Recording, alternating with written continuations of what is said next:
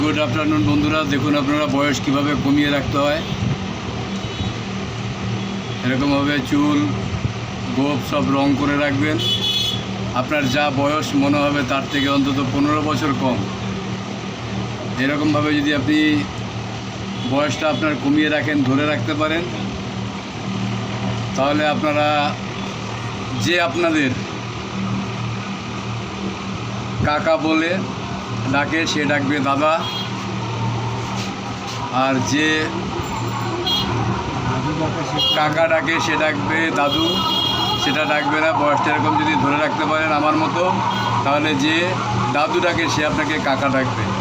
তাই বন্ধুরা, সবাইকে বলছি এরকমভাবে নিজেকে